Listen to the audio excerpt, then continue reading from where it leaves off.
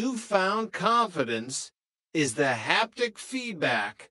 It's so precise, it's practically clinical. Dell watched his brother and felt a surge of pride. They were back in the game. They weren't millionaires, yet they weren't even thousandaires, but the wheels were turning.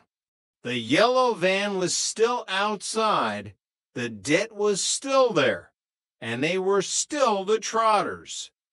"I'll fetch the suitcase from the van," Dell whispered to himself, a small, knowing smile on his face. Because in Peckham, the seasons might change and the tides might turn, but a Trotter always has one more card to play. "Mange tout, Rodney," Dell muttered, raising his glass of cognac. "Mange tout." Chapter 26. The Peckham Open. The communal hallway of Nelson Mandela House had been transformed into what Dell called an urban combat theater. In reality, it was a collection of empty cardboard boxes, discarded washing machines, and several miles of yellow tactical tape that Dell had acquired from a confused road worker. "Right then, listen up," Dell shouted, standing on a crate of bottled water. He was wearing a headband made from an old tie and a camouflage vest that was clearly 3 sizes too small. "Welcome to the inaugural Peckham Open. This is where the men are separated from the boys, and the boys are marked for life by high-intensity poultry sexing technology." The participants were a diverse group.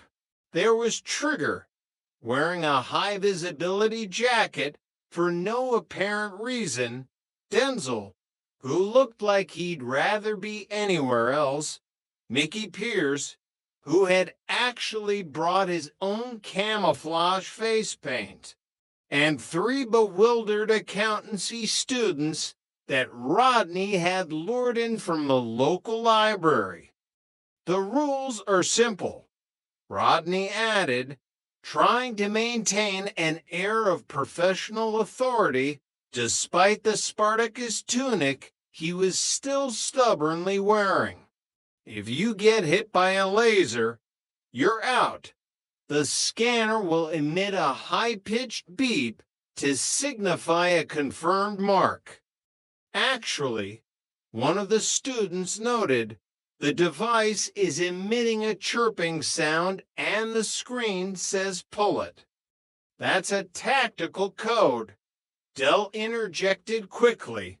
"Pull it means point under lethal laser engagement target. Now, let the games begin."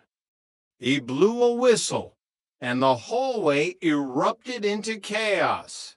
Trigger immediately took cover behind a recycling bin and accidentally scanned himself, resulting in a series of frantic beeps that informed the entire floor he was a great cockerel.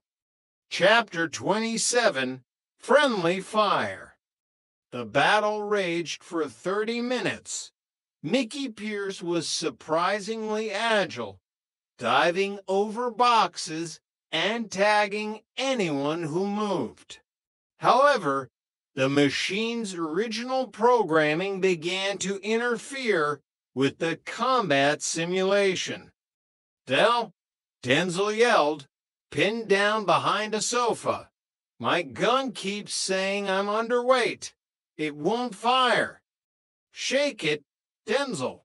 It's the haptic feedback calibrating," Dell yelled back, while trying to flank the accounting students. The chaos reached its peak when the hallway door opened and an elderly neighbor, Mrs. Jiddings, walked in carrying a bag of shopping. "Excuse me, Derek," she said, looking at the camouflage-clad men rolling around on the floor. The lift is broken again.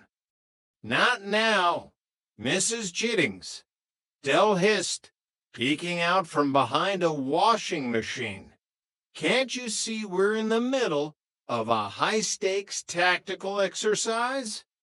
Suddenly, a red laser dot appeared on Mrs. Jittings' forehead. Mickey Pierce had made his move. The device let out a triumphant chirp. Target identified, Mickey shouted. Confirmed mark. Mrs. Jittings looked at the screen of Mickey's device. It says ready for slaughter.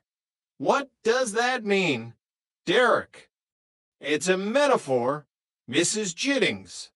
Rodney cried, running over to apologize. It just means you've won the round. Congratulations.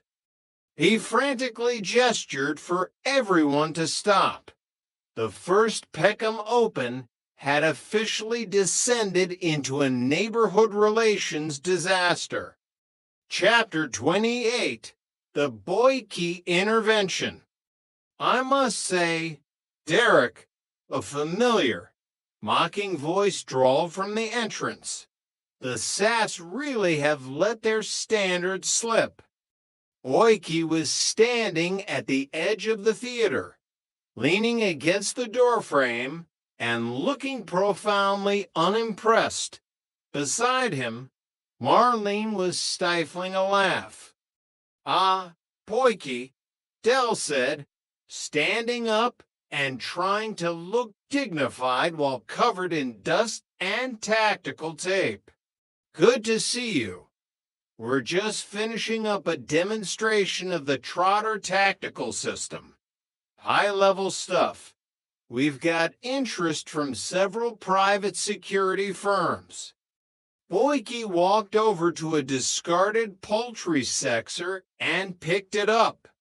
And how exactly is this supposed to secure anything other than a local supply of eggs? It's the psychological impact, Boyke, Del insisted. The red dot, the chirping. It strikes fear into the hearts of the enemy. It strikes fear into the hearts of anyone with a basic understanding of electronics. Boyke laughed. I'll tell you what, Del, I've got a lot of scrap metal at the yard. If you want to dump these there, I'll give you a $5 for the lot. A $5. Boyke, I've got 30 entries at 20 quid each. That's 600 pounds in one afternoon. Minus the cost of the tape, Rodney whispered, and the repairs to Mrs. Jittings' dignity. Ignore him, Del snapped. The phoenix is rising, Boyke, whether you like it or not. Chapter 29, The Accounting. That night, the flat was quiet. The cardboard boxes had been cleared, and the poultry sexers were back under the sofa. Rodney sat at the table with the gold Rush 1-pound coin, spinning it slowly. 600 pounds, Del, Rodney said. It's a start, but we still owe over 48,000. Del sat across from him, sipping a glass of cheap brandy. He looked tired, but the spark in his eyes hadn't faded. Rome wasn't built in a day, Rodney, and the Trotter Empire won't be rebuilt in a weekend. But we're moving. We're trading. I was thinking about what you said on the balcony, Rodney said. About Mom. Do you really think she'd be proud of us? Rolling around in a hallway with chicken grating machines?